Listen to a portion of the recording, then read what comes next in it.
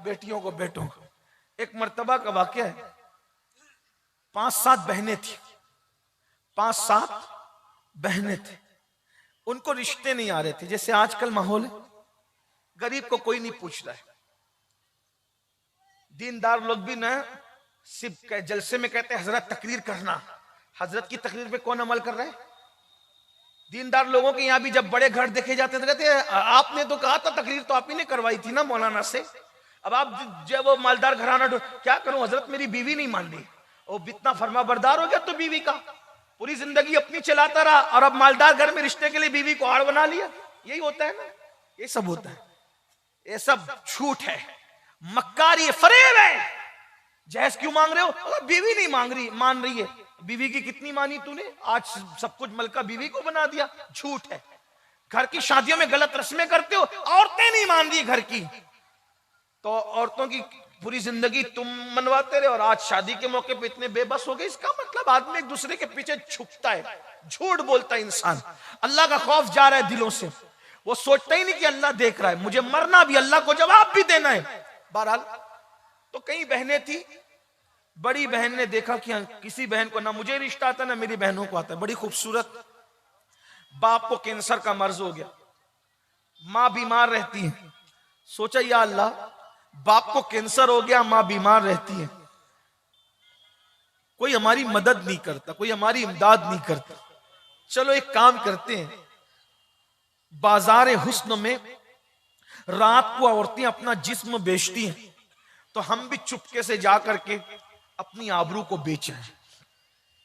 उसने बुर्का पहना और जहां औरतें अपने जिस्म की नुमाइश करके अपनी आबरू को सौदा करती थी, वहां जाके बैठ गई।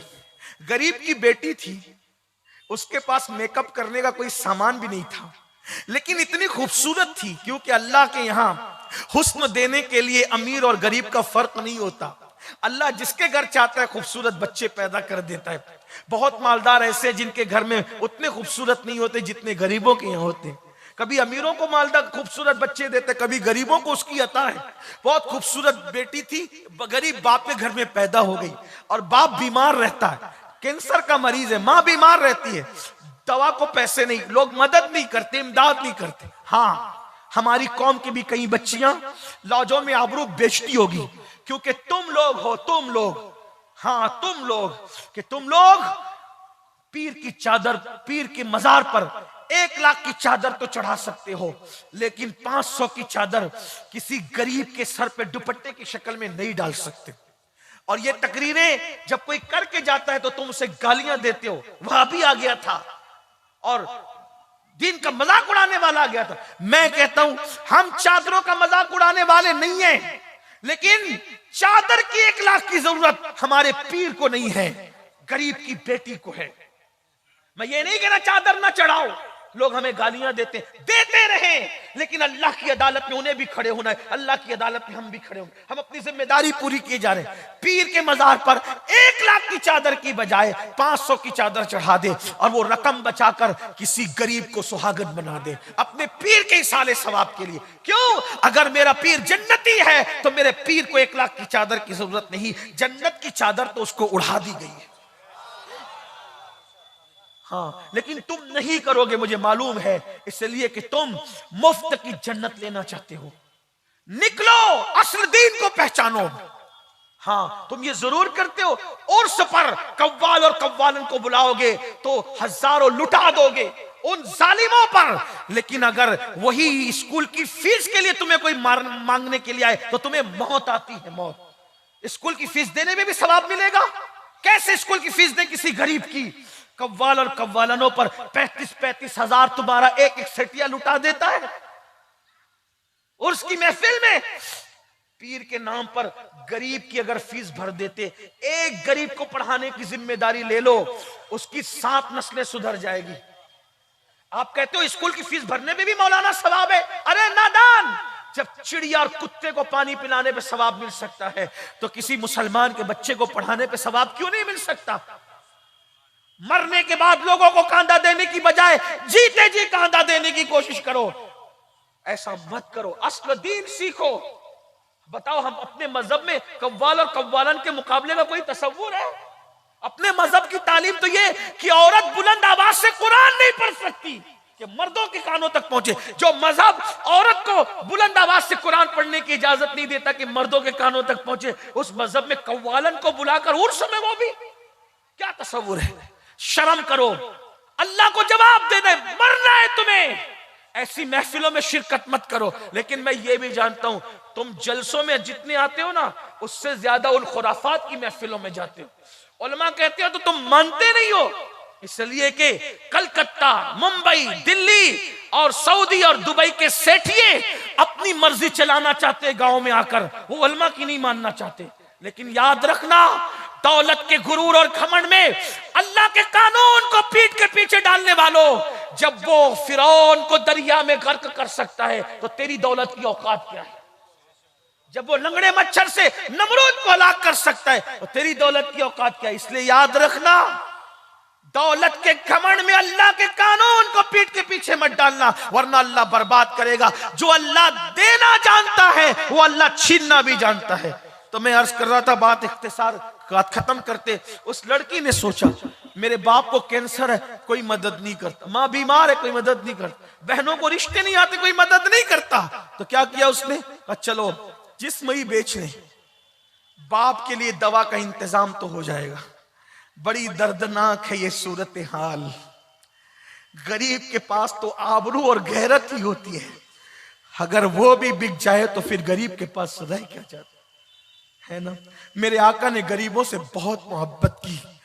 आज हमारे दिलों में गरीबों के लिए कोई मोहब्बत नहीं।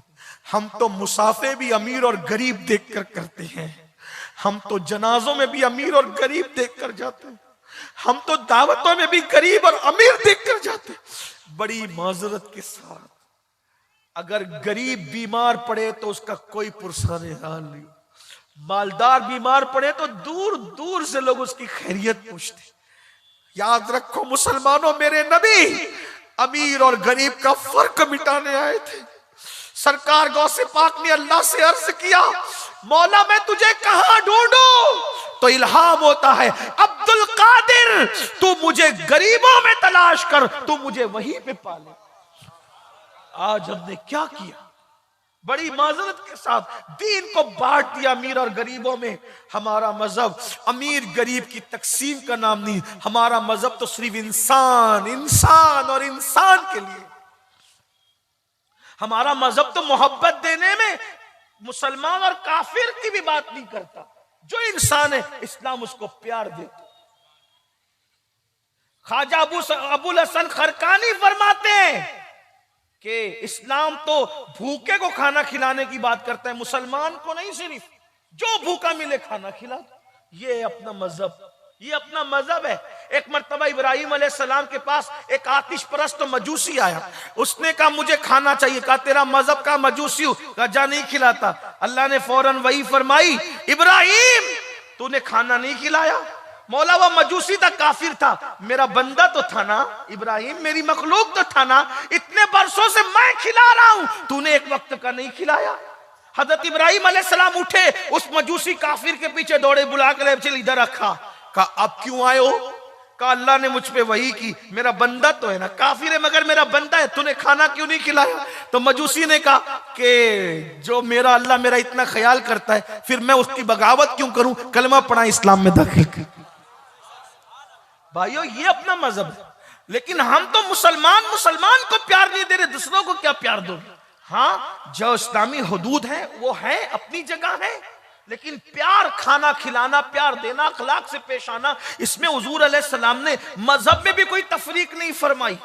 कुत्तों को पानी पिलाने पे भी जन्नत मिली, चिड़ियों की जान बचाने पे भी जन्नत मिली, रास्ते से तकलीफ देने वाली चीज हटाने पे भी जन्नत मिली। कहां हो मुसलमानों?